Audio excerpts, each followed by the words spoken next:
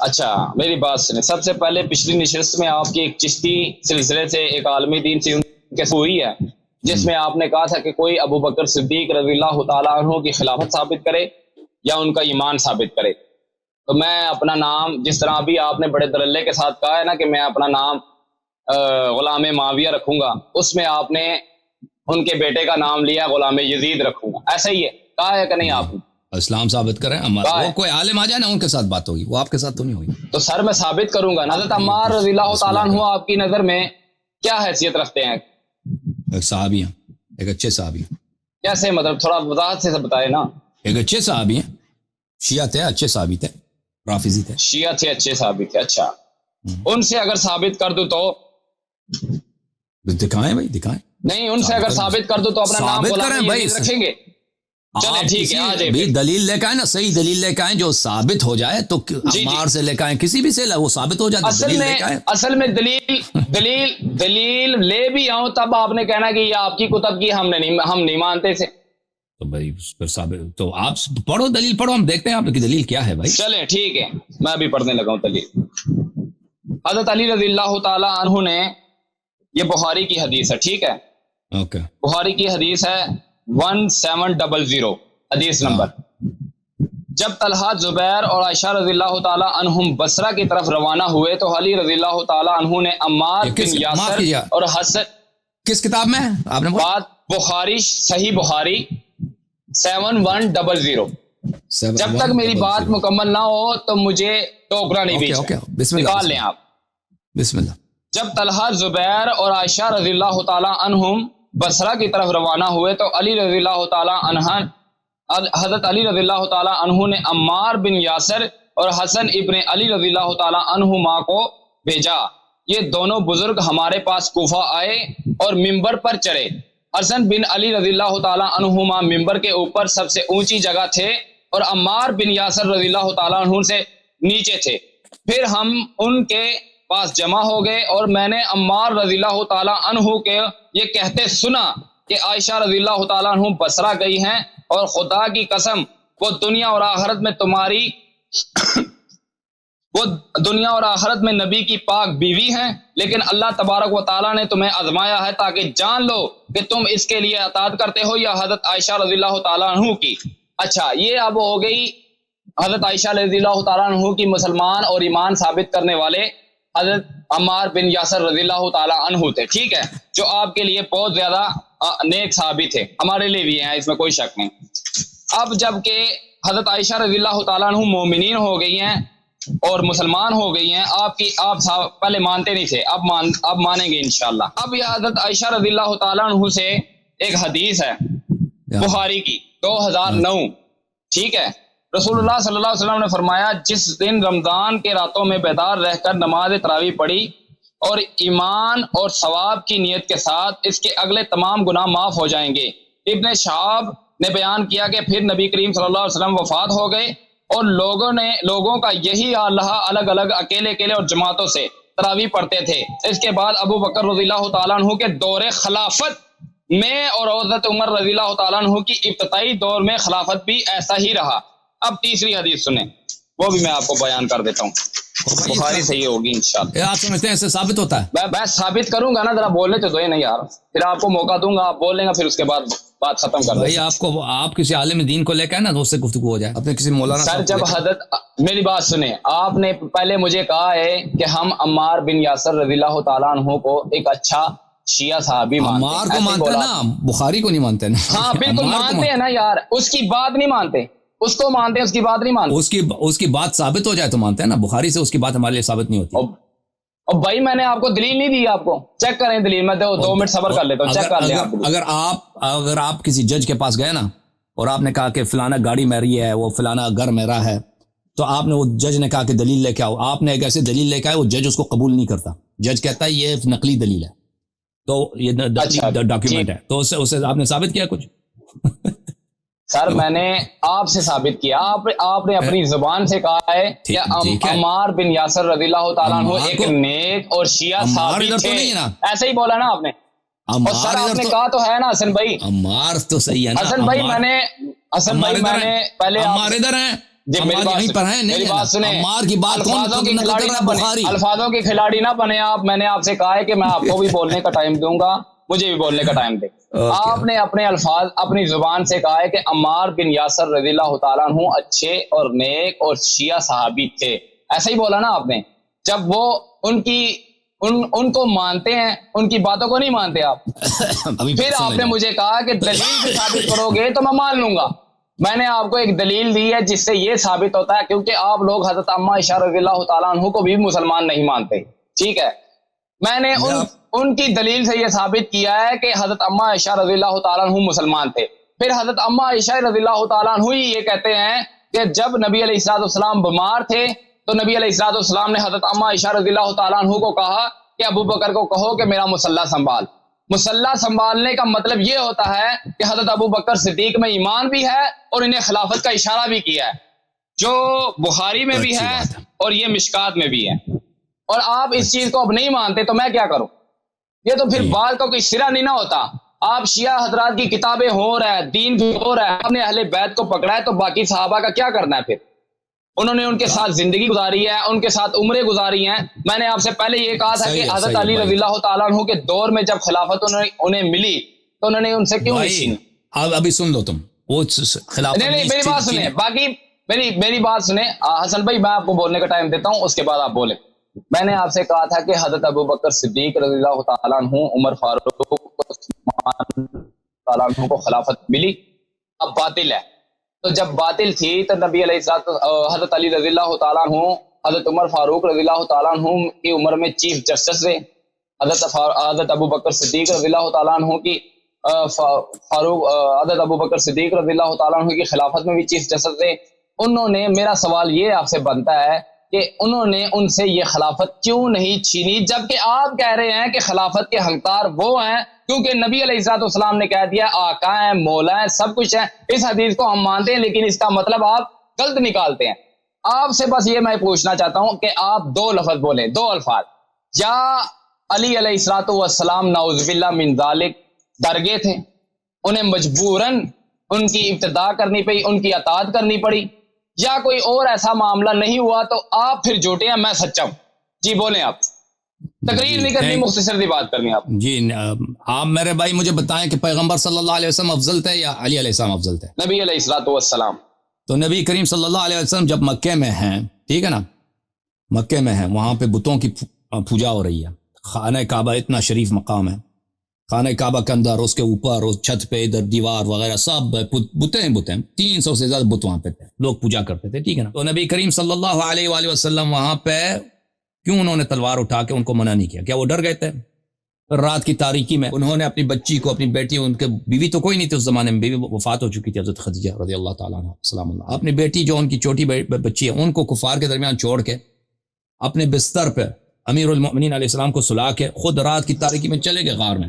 ٹھیک ہے نا. وہاں پہ 3-4 دن غار میں رہے، پھر وہاں سے آرام سے کسی کو پتہ نہ چلے چپ کے چلے گئے مدینہ منور. تو وہاں پر آپ مجھے بتائیں پیغمبر صلی اللہ علیہ وسلم کیا ڈر گئے تھے؟ اپنی زندگی پہ ڈرے تھے؟ بتاؤں ابھی بتا، سوال ختم ہو تو بتا دینا. وہاں پر انہوں نے تلوار کیوں نہیں اٹھایا؟ بھائی کہہ دیتے کہ بھئی یہ سب تمہارے خدائیں سب باطل ہیں، تلوار اٹھا دیتے، بتوں کو گرا دیتے بھائی، اور کہتے ہیں جو بھئی یہاں پہ مقابلہ کریں گے بھئی یا مرنا ہے یا جینا ہے. وہاں چھوڑ کے کیوں ہے؟ بچی کو بھی چھوڑ دیا، رات کی تاریکی میں وہ غار میں چھپ جانا، ادھر سے مدینے چلے جانا. بھائی یہ بتا دینا بھائی، اب یا تو کفار حق پہ ہیں یا رسول صلی اللہ علیہ وسلم ڈر گئے. ٹھیک ہے نا. چلے میں بتا دیتا ہوں. جیسے میں نے آپ سے پہلے کہا تھا کہ آپ لفظوں کے بہت بڑے جادوگر ہیں، لوگوں کو یہاں ایسے لفظوں میں گھیر لیتے ہیں نا، وہ انسان جو ہے نا، جو سامنے آپ کا مخالف ہوتا ہے وہ پریشان ہوتا ہے کہ یار میں اس کو اب کیا جواب دوں. حسن بھائی آپ میری بات سمجھے نہیں. آپ نے بڑے اچھے طریقے سے یہ کہہ دیا ہے کہ نبی علیہ الصلوۃ والسلام وہ کفار تھے تو انہیں مکے میں جب انہوں نے بت رکھے تھے ان سے وہ انہوں نے بت نہیں ہٹائے تو کیا وہ ڈر گئے تھے؟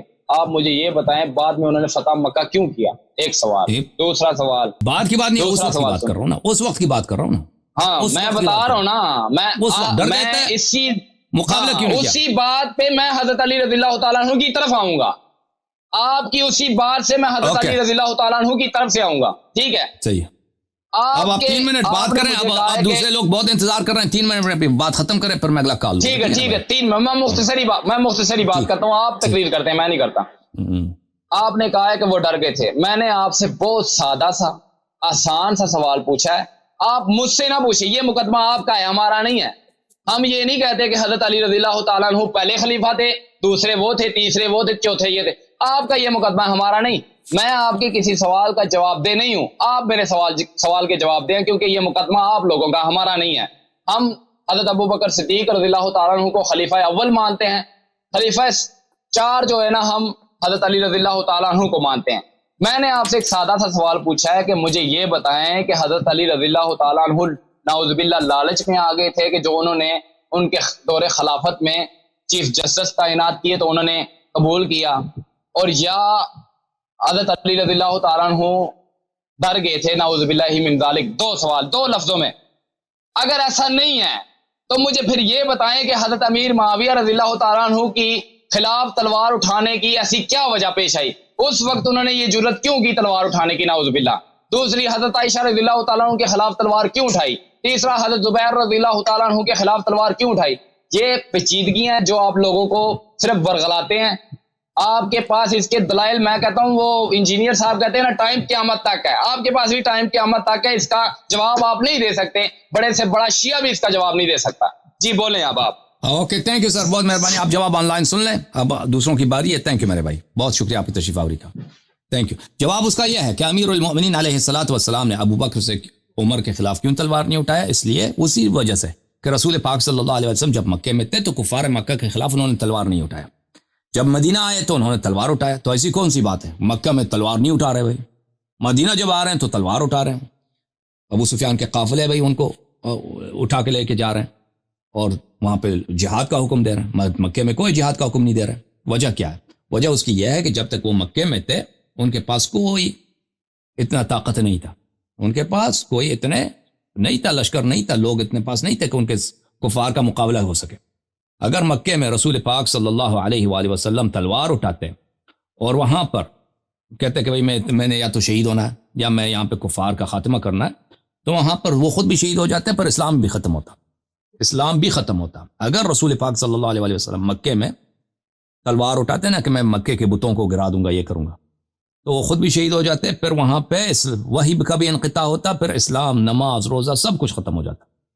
تو یہ ان کی حکمت تھی کہ انہوں نے انتظار کیا, پھر بعد میں جب ان کے انصار بنے تو انہوں نے ان کے خلاف جہاد کیا. امیر المؤمنین علیہ الصلوۃ والسلام رسول پاک صلی اللہ علیہ وسلم کے وفات کے بعد بالکل اکیلے تھے, ان کا ساتھی کوئی نہیں تھا. صحابہ نے ساتھ چھوڑ دیا تھا, صحابہ نے ان کے ساتھ بے وفائی اور غداری کی ہے, تو انہوں نے تلوار نہیں اٹھایا. اور جب عثمان کے قتل کے بعد صحابہ اور تابعین اور بہت سارے مسلمان سب ان کے پاس آ گئے کہ آپ سے بیعت کریں گے. اب ان کے پاس خلافت بھی ہے, حکومت بھی ہے, لشکر بھی ہے. اب کوئی ان کے خلاف بغاوت کرتا ہے, معاویہ جیسا یا اب عائشہ جیسا جنگ جمل میں, تو ان کے یا نہروان خوارج جیسے, تو ان کے خلاف وہ تلوار اٹھائے گا. بات واضح ہے. جب ایک انسان کے پاس لا یکلف اللہ نفسا الا وسعها, اگر آپ کے پاس کسی بات کی طاقت نہیں ہے تو آپ جو ہے نا, وہ اللہ آپ سے وہ نہیں چاہتا. مثلا میرے پاس طاقت نہیں ہے کہ میں انڈیا سے جہاد کروں, ٹھیک ہے نا, میرے پاس طاقت نہیں, اب میں کو اس کا فائدہ بھی نہیں ہے, میں مر جاؤں گا, اس کا انڈیا کو کوئی اثر ہی نہیں پڑے گا. اب آپ جا کے نا وہاں پہ جہاد کرو انڈیا کے ساتھ, اس طرح نہیں ہے. اگر کسی چیز کے پاس آپ کو طاقت ہے, مثلا آپ نماز کھڑے ہو کے نہیں پڑھ سکتے, تو کھڑے ہو کے پڑھنا پہ جائز نہیں ہے, آپ بیٹھ کے نماز پڑھیں. آپ کھڑے ہو کے نماز پڑھیں گے تو مثلا آپ کے گھٹنے ٹوٹ جائیں گے, بیمار ہیں اس طرح کہ کھڑے ہو کے نماز پڑھنا آپ کے لیے ضرر رکھتا ہے, تو وہ حرام ہے نماز کھڑے ہو کے پڑھنا, بیٹھ کے نماز پڑھنا ہوگا. جہاں تک آپ نے ابو بکر کی نماز کی بات کی ہے, تو ابو بکر نے نماز نہیں پڑھائی ہے, ابو بکر کو نماز سے ہٹایا گیا ہے. یہ آپ کی بخاری کی کتاب ہے, یہ کتاب ہے بخاری, چاپدار احیاء التراث العربی, سنہ 2001 میں کتاب چھپی ہے, صفحہ نمبر 141. یہ باب من اسمع تکبیر الامام, کہ ایک شخص نماز پڑھاتا ہے, دوسرا شخص اس کا تکبیر جو ہے لوگوں کو سناتا ہے. کہ بھئی تکبیر کس لیے سنایا جاتا ہے؟ کہ بھئی پرانے زمانے میں لاؤڈ اسپیکر نہیں ہوتے تھے, مائکرو فون نہیں تھے نا. ایک شخص نماز پڑھ رہا ہے, پیچھے مجمع بڑا ہے, تو ایک دوسرا شخص ہے جو زور سے کہتا اللہ اکبر, لوگوں کو پتہ چل جائے کہ رکوع میں چلے جاؤ, کیونکہ جماعت بہت لمبی ہے, صف بہت ہیں, تو پیچھے والوں کو نماز سنائی نہیں دیتی بھائی کہ ہم نے اب رکوع پہ جانا. تو امام کی جو آواز ہے وہ اس کی اتنی اونچی نہیں ہوتی ہے, تو ایک شخص وہاں پہ چیخ کے بولتے اللہ اکبر. جب وہ اللہ اکبر کہے گا تو دوسرے جو ہے اس کے کیا کریں گے, نماز اس کے تکبیر سے نماز پڑھیں گے. اچھا, یہ حدیث نمبر 712 بخاری میں عائشہ نے, کہ نبی صلی اللہ علیہ وسلم جب بیمار ہو گئے تھے تو انہوں نے کہا کہ ابو بکر سے کہہ دو کہ نماز پڑھا دو. میں نے کہا ان کو رونا آئے گا؟ تو انہوں نے کہا انکن صواحب یوسف، انہوں نے مجھ سے کہا کہ آپ تو یوسف کی صاحبہ ہیں۔ اب آپ سوچ لینا، اپنے مولوی سے پوچھ لینا بھائی صوفی صاحب کہ یوسف کی صاحبہ کیا سچی تھی یا جھوٹی؟ یوسف کی صاحبہ کیا جہنمی تھی یا جنتی؟ یوسف کی صاحبہ کیا مومنہ تھی یا منافقہ؟ یہ آپ تو اپنے مولویوں سے پوچھ لینا۔ اور نبی کریم صلی اللہ علیہ وسلم کا کلام سچ ہوتا ہے، جھوٹ ہی نہیں ہوتا، یہ آپ کی بخاری میں ہے، ٹھیک ہے نا؟ اسی حدیث میں جس میں آپ نے کہا کہ ابو بکر نماز پڑھا، فصلى، ابو بکر نے لوگوں کو نماز پڑھانا شروع کیا، وخرج النبی صلی اللہ علیہ وآلہ یحاد بین رجلین، نبی کریم صلی اللہ علیہ وسلم نے جب دیکھا کہ ابو بکر نماز پڑھا رہا ہے تو آ گئے بھائی، خود آ گئے، اور وہ چل بھی نہیں سکتے، وہ دو مردوں کے درمیان کھینچے جا رہے تھے۔ نبی کریم صلی اللہ علیہ وسلم کو ایک فضل بن عباس اور امیر المؤمنین علیہ السلام نے کندھوں کے نیچے سے اٹھایا، اور وہ خود نہیں چل رہے، اتنی شدید بیماری ہے، اور ان کو لے کے آئے۔ کأنی انظر الیہ یخط برجلیہ الارض، میں دیکھ رہا ہوں کہ نبی کریم صلی اللہ علیہ وسلم کی جو قدم مبارک ہے، وہ انسان چلتا ہے نا، پیر اٹھاتا ہے، قدم اٹھاتا ہے، قدم اٹھاتا ہے، قدم زمین پہ رکھتا ہے، لیکن اگر آپ کسی کو کندھوں کے نیچے سے اٹھا کے لے کے آ رہے ہیں اور وہ خود چل نہیں سکتا، تو اس کے پیر کیا ہوتے ہیں؟ زمین پہ لکیر بناتی ہیں، اس کے پیر زمین پہ خط بناتی ہیں، لکیر بناتی ہیں، ٹھیک ہے نا؟ کیونکہ آپ اس کو کھینچ کے لا رہے ہیں، اٹھا کے اس کے پیر زمین سے ٹچ ہوتے ہیں تو زمین پہ لکیر بن جاتی ہیں۔ تو عائشہ کہتی ہے کہ میں نے دیکھا کہ رسول پاک صلی اللہ علیہ وسلم کو دو آدمیوں نے بازو کے نیچے سے پکڑا ہوا ہے، اٹھا کے لے کے آ رہے ہیں، اور ان کے پیر جو ہے زمین پہ خط بنا رہی ہیں، خط بنا رہا، ٹھیک ہے نا؟ اچھا، خط بنا رہا یا خط فلما رآہ ابو بکر ذهب يتأخر فاشار الیہ، ابو بکر کو جب رسول پاک صلی اللہ علیہ وسلم نے جب تشریف لائے تو ابو بکر پیچھے جانے لگا، پیچھے چلا گیا کہ میں اس کا جو جہاں پہ صف میں اس کا اپنی جگہ وہاں پہ چلا گیا، چلنے لگا۔ رسول پاک صلی اللہ علیہ وسلم نے کہا کہ ادھر نماز پڑھو، تو ابو بکر فتأخر ابو بکر جو ہے پیچھے ہٹ گیا، وقعد النبی صلی اللہ علیہ وآلہ وسلم الی جنبہ، رسول پاک صلی اللہ علیہ وسلم ابو بکر کے ساتھ بیٹھے ہیں، وابو بکر یسمع الناس تکبیرا، ابو بکر جو ہے لوگوں کو تکبیر سنا رہے تھے۔ کہنے کا مقصد یہ ہے عزیز کہ ایک شخص امام جماعت ہے نا، نماز شروع کیا اس نے، دوسرا شخص آ جاتا ہے، اس کو مصلی سے ہٹا دیتا ہے، اس کو پیچھے ہٹا دیتا ہے، اور وہ نماز پڑھانا شروع کر دیتا ہے، اور دوسرا جو پہلے والا امام تھا وہ لوگوں کو صرف تکبیر سنا رہا ہے۔ تو اب مجھے بتاؤ کہ ابو بکر کو نماز سے ہٹایا گیا ہے امامت جماعت سے، یا اس کو نماز پہ نصب کیا گیا؟ اگر ابو بکر کی نماز صحیح ہوتی نا، امامت صحیح ہوتی، تو اتنی شدید بیماری میں کہ چل بھی نہیں سکتا، رسول پاک صلی اللہ علیہ وسلم پیر کھینچے جا رہے ہیں، وہ خود نہ آتے، اور پھر ابو بکر نے جو نماز پڑھائی ہے نا، رسول پاک صلی اللہ علیہ وسلم اس کو ہٹا کر خود نماز پڑھائیں، ابو بکر صرف تکبیر سنا رہا ہے، ٹھیک ہے نا؟ اس طرح نہیں ہوتا، اوکے؟ یہ آپ کے اپنی کتب سے ہے۔ اور پھر اگر واقعاً رسول پاک صلی اللہ علیہ وسلم نے حکم دیا ہوتا کہ تم ابو بکر کو بولو نماز پڑھو، اگر واقعاً حکم ایسا تھا، تو پر کیا وجہ ہے کہ رسول پاک صلی اللہ علیہ وسلم نے عائشہ کو گالی دیا اور کہا کہ تو صاحبہ یوسف ہے نا؟ ایک شخص نے اس نے حکم کی تعمیل کی ہے، ابو بکر کو بولو نماز پڑھو، ابو بکر نماز پڑھا رہا، تو صاحبہ یوسف ہے۔ اتنا سخت شدید جملے کہ یوسف والی عورتیں جو ہیں نا، وہ جو نبی اللہ یوسف کی دشمن تھیں، اتنے سخت جملے، جو فاجر فاسقہ عورتیں، دنیا طلب عورتیں، سازش کرنے والی عورتیں۔ تو یہ کس لیے بولا؟ اسی لیے بولا ہے کہ رسول پاک صلی اللہ علیہ وسلم نے ابو بکر کو نماز کا نہیں بولا تھا، خود عائشہ نے بولا ہے، عائشہ نے بولا اپنی طرف سے، اور تب ہی رسول پاک صلی اللہ علیہ وسلم نے کہا کہ تو یوسف والی ہے۔ اور اگر واقعاً امر کرتا کہ تو نماز پڑھا دے، پھر اس کو نماز سے نہیں ہٹاتے کہ پھر تو نماز نہیں پڑھا سکتا، اوکے؟